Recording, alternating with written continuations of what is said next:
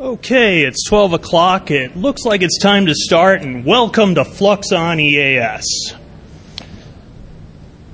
But before we get started, we will be having fun with real audio today. So if anyone has active radio transmitters in the room, I'd ask that you turn them off, because we don't want any inadvertent hot audio being transmitted. It's 12 o'clock. Do you know where your tower is? This was a tower that we had about 350 square feet worth of antenna load on it, and it got hit by a 90-mile-per-hour wind gust and actually snapped the bolts, destroyed the tower footing, and knocked the tower off of the mountain 600 feet to its death. Hi, my name is Matt Crick. My voice is my passport. Verify me. Some people, if this were the Matrix, I would go by the hacker alias DCFLUX. The DC is a reference to direct current, not DEFCON. And by DCFLUX, it's actually AC. I'm a video editor by trade, and I'm also a broadcast engineer. Been so for about 10 years now. And I'm also licensed to transmit, and you can be too. Come on up tomorrow at noon to Skybox 206, where we will be giving amateur radio testing. So, we're here to talk about warning systems. This one tells you where you're going. This one tells you where you are. These two tell you where you were. First, we'll start with CONELRAD, which was the Control of Electronic Radiation. That existed from 1951 to 1963, and we also liked it because it started and began with CD, as you know, was civil defense, and kind of sound like a good appliance name. And that required all FM, TV, and most AM stations to sign off. This was in the event of a nuclear catastrophe, so we could warn everybody that bombs were coming. And some AM stations were required to broadcast on 640 kilohertz or 1240 kilohertz. And all radios made during this time were required by law to have little triangles that would denote where you were supposed to tune during a alert. Or, you know, if the radio station you were listening to went off air, that was an indication that you tune around and find the channel of interest that your alert information would come from.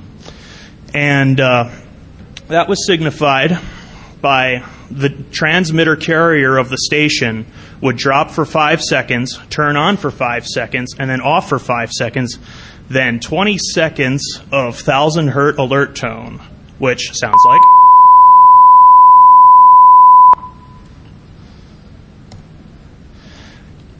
The real concept behind the 640 kilohertz and 1240 kilohertz tuning was theoretically Russian missiles had the ability to home in on AM radio stations. And back in those days, most AM stations had a specific frequency for every town.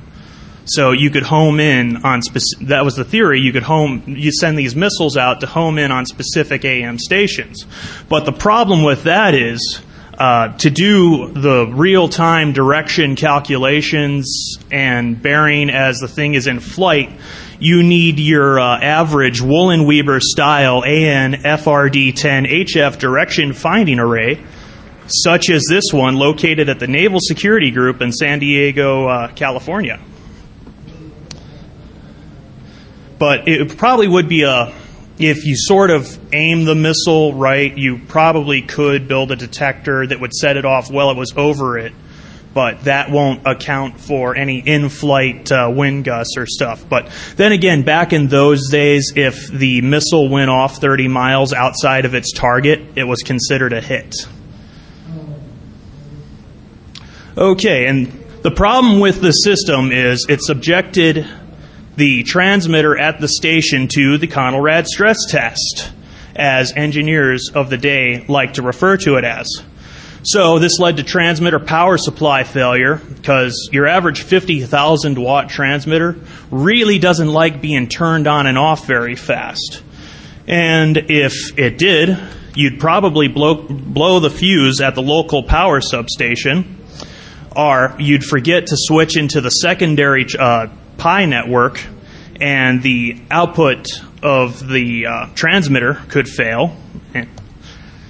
The carrier tubes could fail, and the modulator tubes could fail. So the big problem was a lot of people didn't pay attention to Conelrad alerts because they didn't want their transmitter blowing up. And then we replaced Conelrad with the emergency broadcast system. Just so happens I have an emergency broadcast system hotbox here.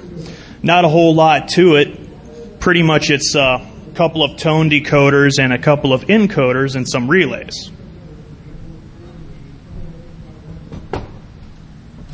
We'll have that up here if you'd like to take photographs. So we introduced the two-tone alert, as everyone's known, 853 and 960 hertz for 20 to 25 seconds.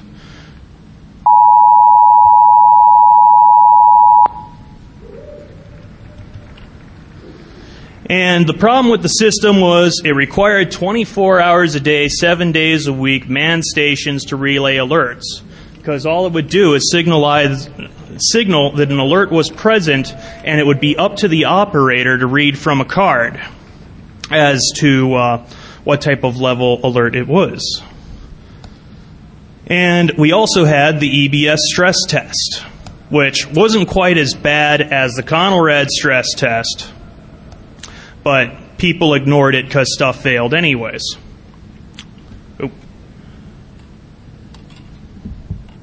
This system did have some security. Like, I was digging through the files at the station the other day, and I found, still sealed in a red envelope, your for official use only EAS authentication list, which it's 98, so that was, they still issued these, but after 95, they changed the name from EBS to EAS. So, if this were 10 years ago, August 9th. The activation for today would be Victor Mike, and the termination for today would be Quebec Alpha. Okay, so the modern system, which we're currently using today, is the Emergency Alert System, or EAS for short. 97 to present is when it was officially implemented, but we started rolling out the program in 94. And it is currently administered by FEMA, FCC, and NOAA. And this was where we introduced the same encoded digital message headers, which is, this was actually NOAA technology, but we liked it so much that about the only thing we did was change the attention tone for EAS. So, as you know, EAS uses, now when it's the same alert, it uses 1050 hertz. So this signifies that it is a weather alert issued by the National Weather Service. And the best thing is, it's fully automated.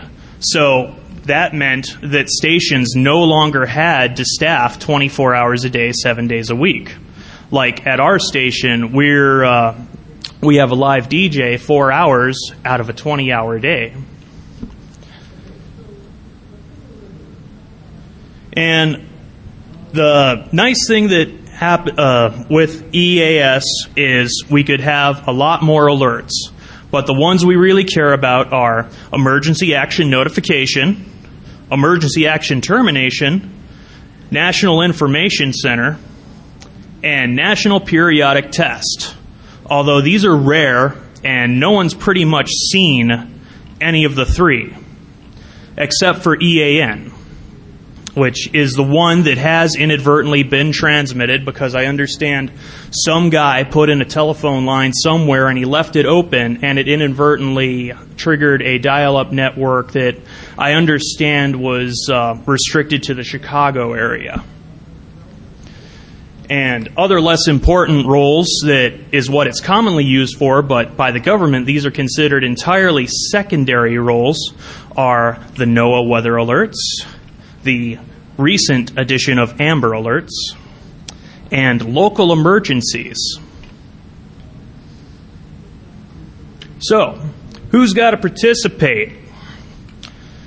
Every AM, FM, TV, and digital television station, and Class A television stations, and low-power television stations, if originating, does not apply to translators, and low-power FM stations that are originating, and cable TV outlets, and satellite networks such as DirecTV and Dish 500 have to allow the national, they only have to carry the national streams because there's really no way that they could signify it state by state. And recently, XM and Sirius satellite radio started carrying the national level EAS alerts. Who doesn't have to participate? Or if you're a non-participation station, you have to sign off during an alert. And the problem is, did you become a non-participation station, you have to get a waiver from the FCC, and you have to still maintain your full array of emergency alert system equipment. So there's really no advantage into not participating. But there are exempt stations, and these are low-power translators for FM and TV, because they're already repeating a signal that has an EAS alert system attached to it. So this is what you got here. This is pretty much the common equipment that everyone uses, is your Harris Sage EAS NDEC, as pictured here.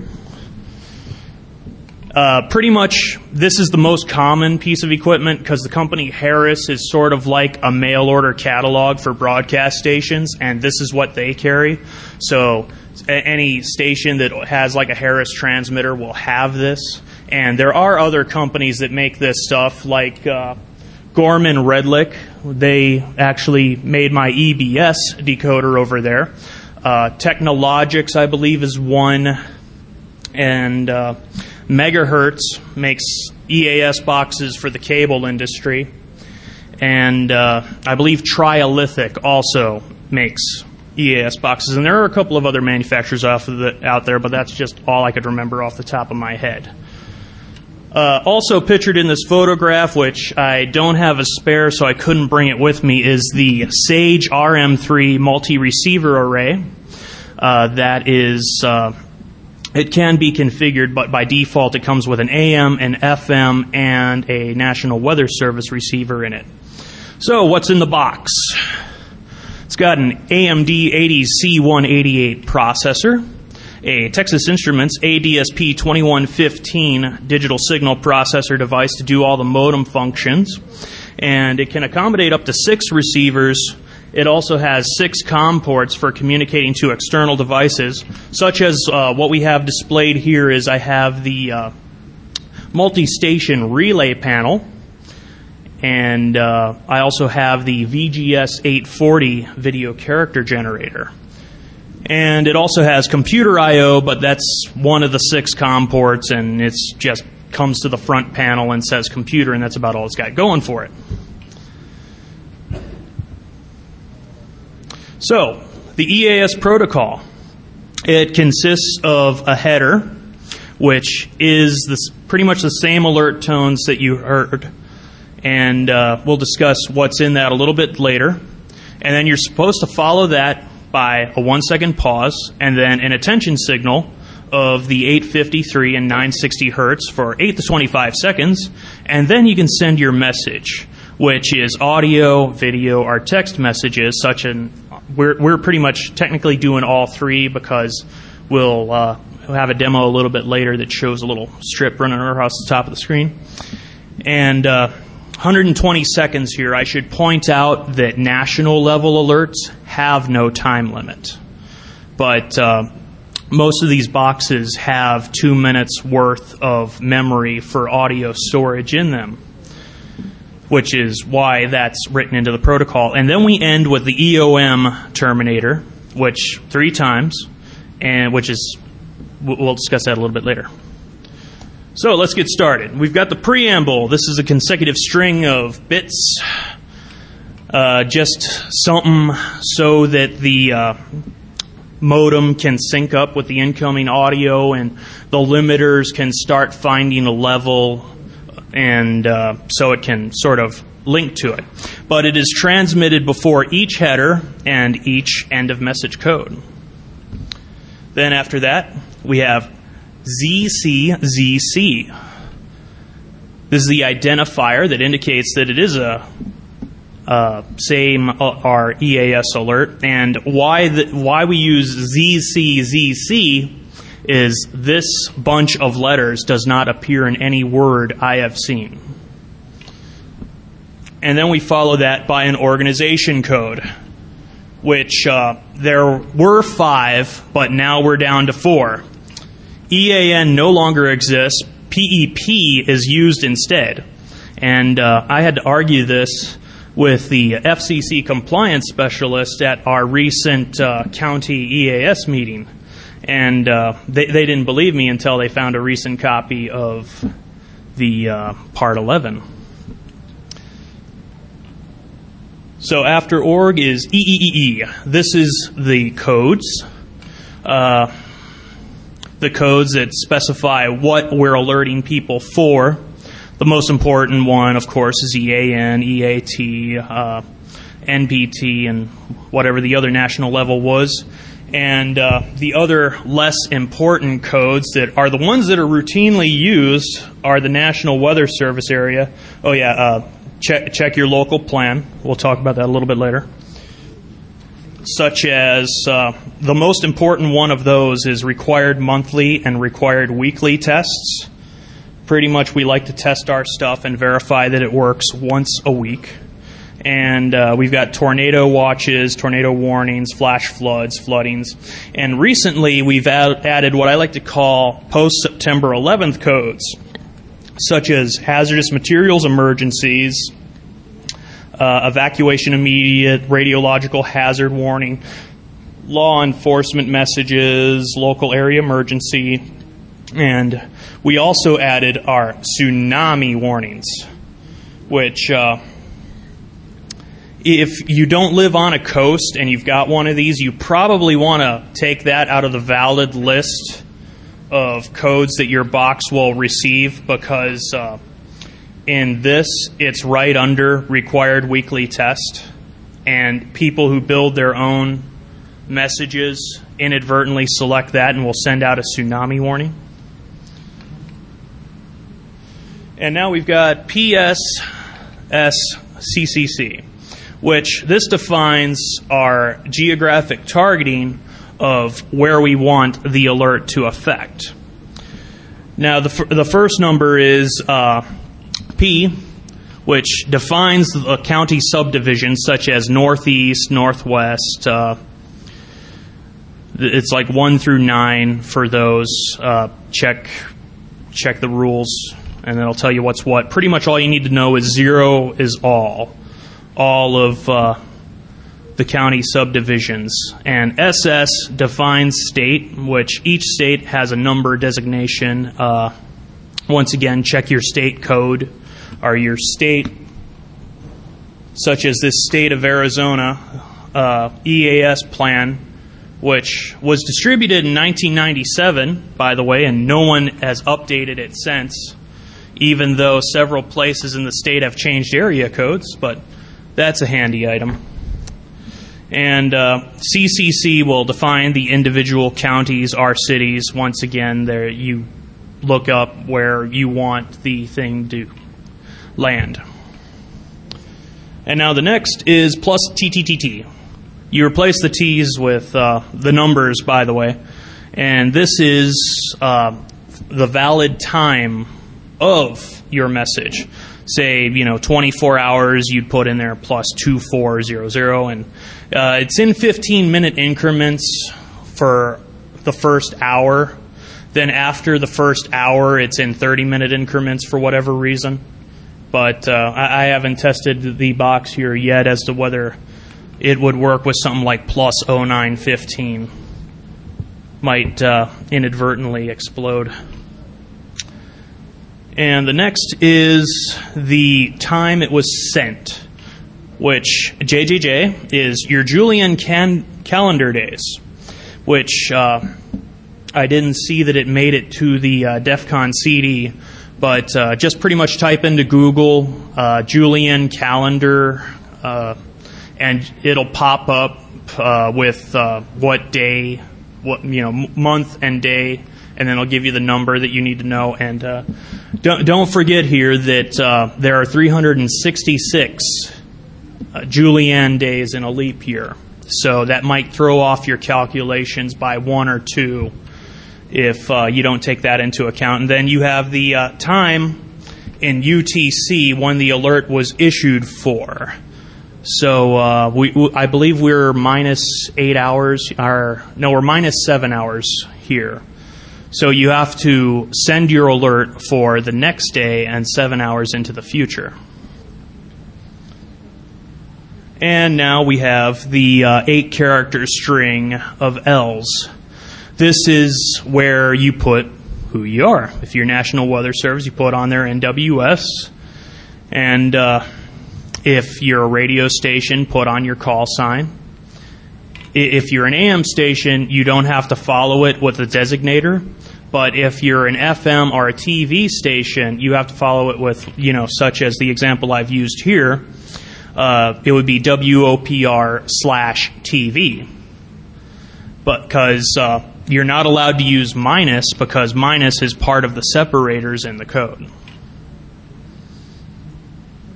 And then when we're done and we like what we've sent, we send the end of message code, which is a string of 4 ends, which also does not exist in any word that's in the dictionary, which sounds like.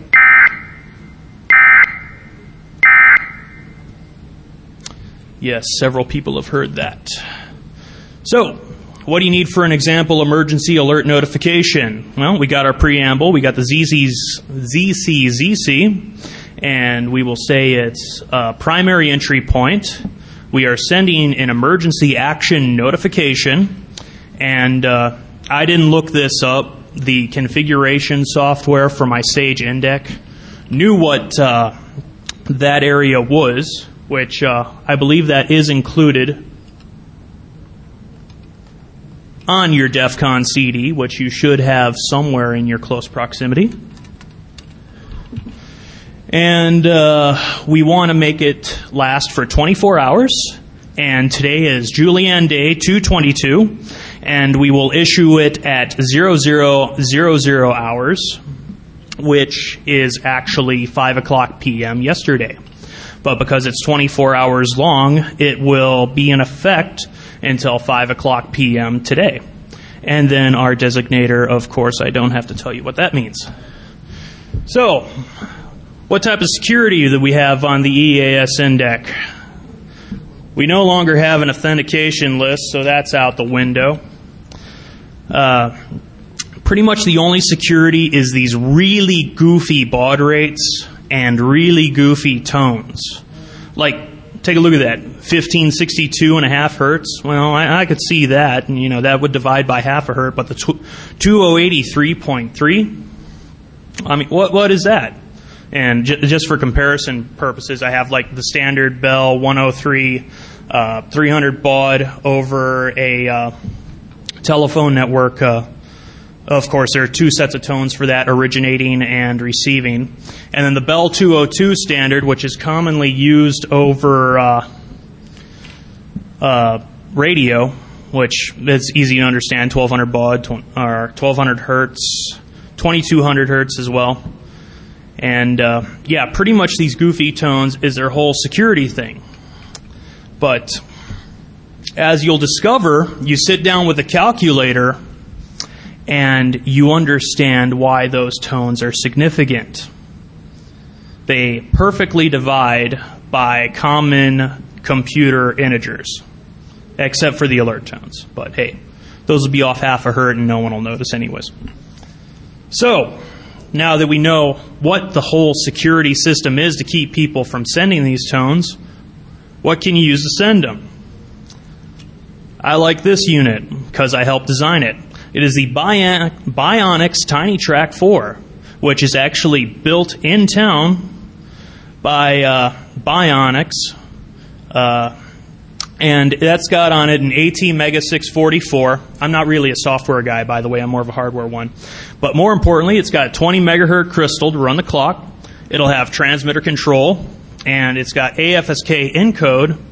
And it will decode because it was designed for APRS, which is Automatic Packet Reporting System, I believe, which is pretty much the amateur radio version of LoJack.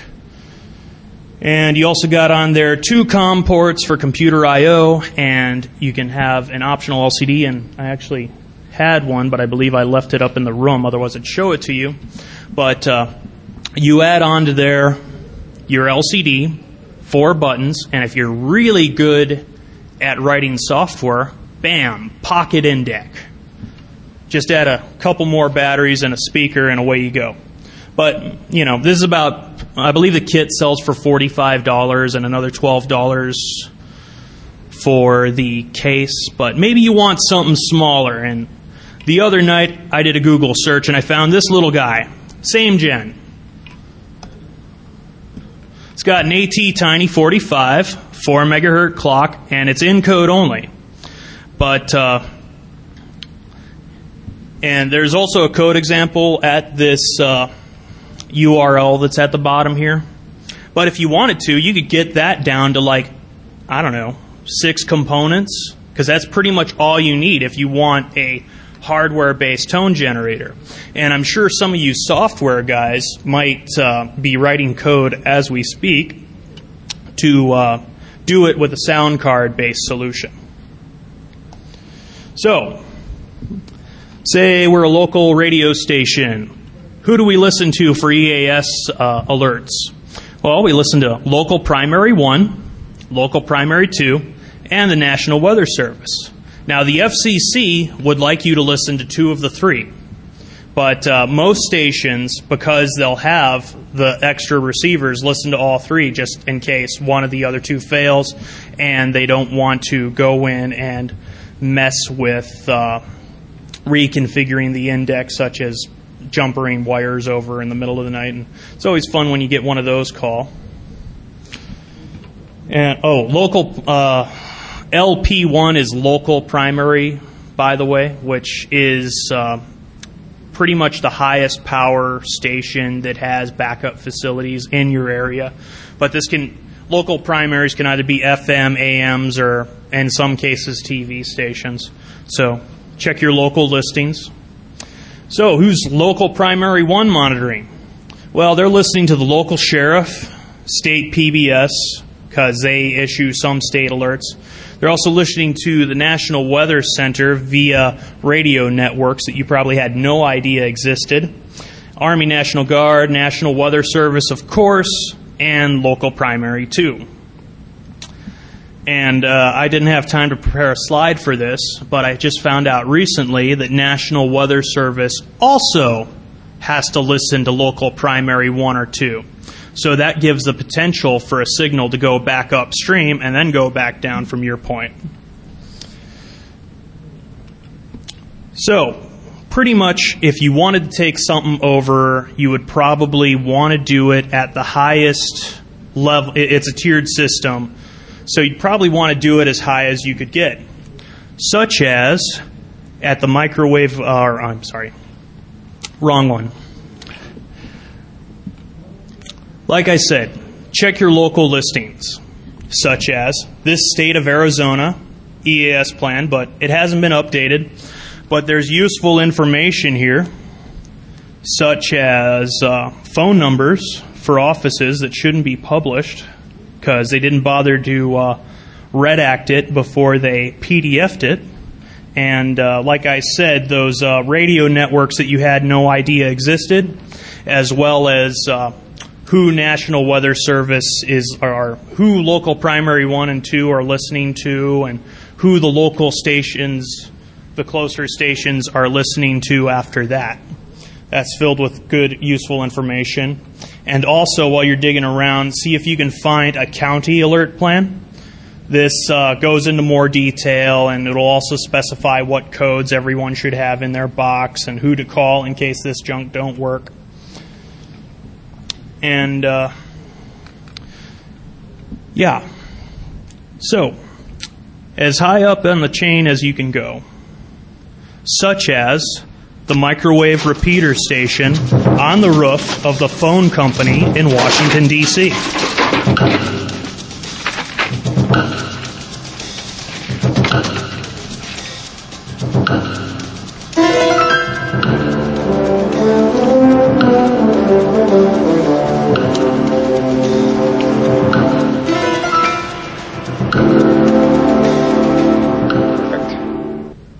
Unfortunately, Freddie's end was on the roof of the phone company in Van Nuys, California, and that does not exist. No, come on. But what does exist is the national primary stations, which we have 34 national primary Tier 1 stations, and I should mention that 31 of these are AM. So already your audio sounds like ass. So these are what's required for a national primary station is they have a diesel backup generator with 30 days, or Tier 1 station, with 30 days of fuel supply, landline, satellite, and HF radio connectivity to FEMA operation centers, special EAS index with unique codes, and I don't know what's so special about it, because in my Sage EAS index in here, all I had to do was flip one menu setting over to yes, and away it went. And they'd like them located just outside of a major city area for, missile purposes. And you should have a fallout shelter with on-site food. Now, these stations are all tied in via telephone party line to the White House. So not only do we have the AM assness, we have telephone assness. So anything that's going to come from that end of the country is pretty much going to probably be unintelligible by the time it gets out here to the West Coast. And it's, don't know the phone number, but it's probably something in 202-486. So anyone with any hot sheets that have numbers that they don't know what is what in Washington, let me know. And if there's something that you've called and it says something like enter or it just beeps, that might just be it. And also, these national primary point, they were known as the primary entry points, but now we designated them as national primary, but we left PEP in the index because we didn't want to reprogram it, and it probably would freak out if it saw a 2-letter code there instead of 3. Oh, and we also got special lightning protection. Now, national primary Tier 2. There's a whole 3 of them stations, which is everything a Tier 1 station has, except the fallout shelter. And they're planning 24 additional stations here in the near future, but yeah. And a Tier 3 station is going to have a direct EAS link from FEMA to the public radio network, and FEMA to XM radio satellite network. And pretty much XM radio receivers are being added to all Tier 1 and Tier 2 stations. Of course, I should remind you that this information here might be a little bit inaccurate because of the recent merger between XM and Sirius. So they might be getting Sirius receivers instead. And no special provisions like Tier 1 and Tier 2. They're just really on the fast track to listening for national level alerts. So how do we take advantage and get into a station? We use the FM capture effect, which any signal that is 15 dB or greater will capture the receiver. And I like to use 20 dB myself for calculations. And if it's less than 15 dB of separation, the signals will fight and sort of collide with each other. AM and single sideband signals mix, which is why that's used for aircraft work. So you probably don't want to try to force your way into an AM station. So by doing some math, I sort of cobbled together this chart here. We want to, for an example, we will target a local NOAA weather radio station on VHF. And then using this chart, we'll figure out what the free space attenuation is. Of course, you need to know what the distance between the NOAA transmitter and the station's control point that you want to take over is. And if you're taking over FM or TVs, because sometimes these EAS signals hide in subcarriers, you need to know that. So you take those into account. And then the average receiver sensitivity is, for our purposes, it's like 117 dB down. So here's some VHF attack math. We've got our Class A station that we want to attack, running 100 watts of power. And there are 16 miles to the receive point, who has a 3-element Yagi aimed at them. So also you might want to look around at the station and see if they've got any Yagis, because you might want to be in that path. And we've got no subcarrier because we're just taking over VHF. So we do this math, and we find out that the receive signal is 48 dB. And so 20 dB after that is we need negative 28 dB of signal from our point to land at the station of interest.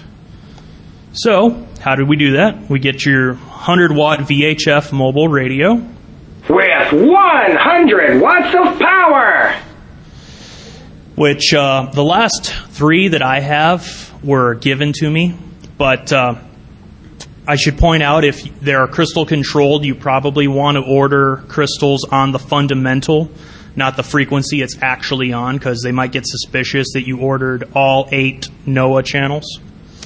And we're going to be 1 mile away, which, you know, if it was me, I'd be sitting in their parking lot and looking at people running around, but you might be a little more safe.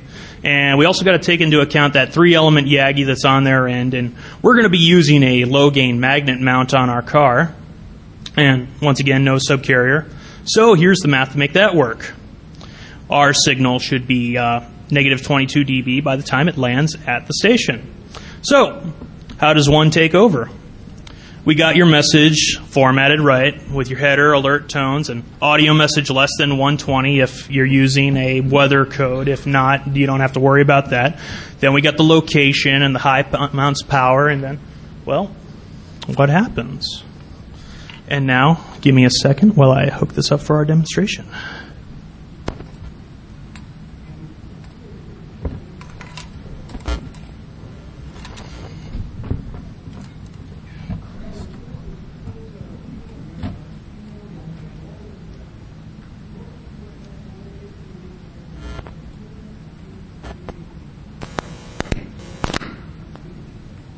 Oh, real quick, who can tell me what is the significance of channel 37? Anybody? What? EAP? No. No. There is something special about channel 37 in the United States. You, come forward. Step forth and be recognized.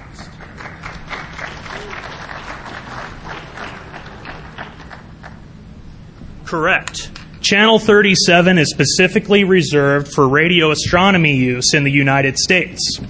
Had you read this in FCC Rules and Regulations 73.603, paragraph C. Yet despite that fact, there are about 50 people that apply to use Channel 37 in the United States a year, and right now there are 5 applications on file.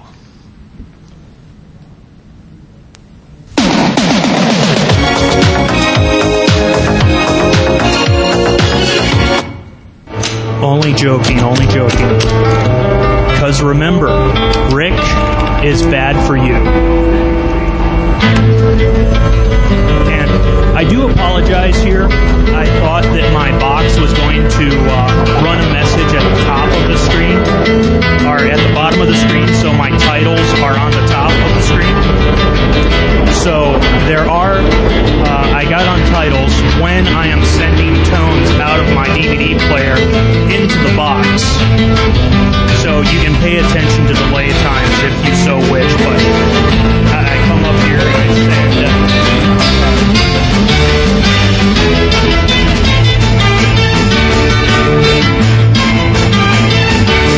Oh, this is a fine film, by the way. If you haven't seen this, I highly recommend it. But I'm sending my header now, and my box should have taken action from it. And we're sending alert tones now.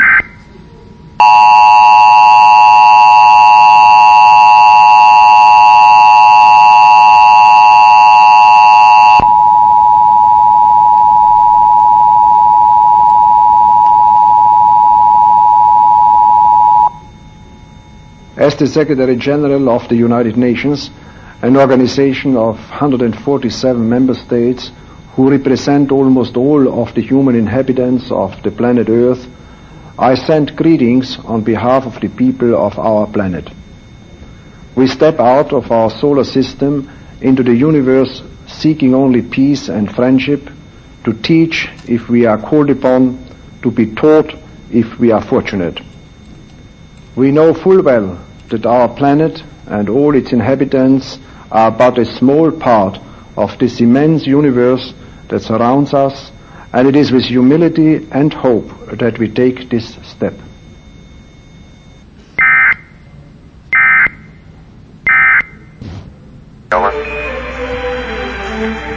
And that's what we got. Houston, Apollo 11, the battery charging is complete, and the crew status report is as follows: PDR, CMP, LMP.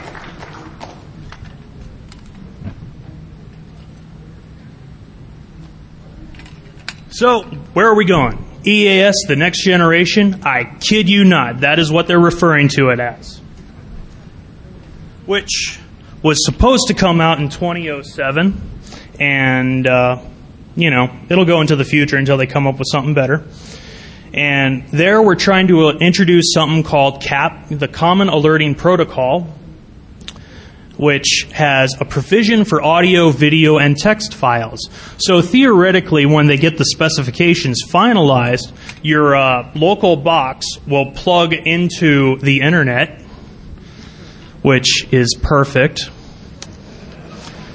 And theoretically, when you want to issue an alert, you send an email to the station of your choice.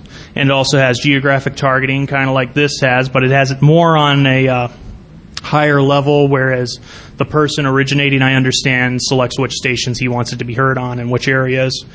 And unfortunately, it's supposed to have digital encryption and signatures in it. But I'm sure the specifications for those will be published in a revised Part 11, so look for that in the near future. And the executive order that I referenced down here, we liked it, or the president liked it, and gave him 180 days to implement it. But as you know, it was delayed by Homeland Security, and last I heard, don't expect it for 3 years. And then we've got some other pilot programs here, such as Digital EAS, which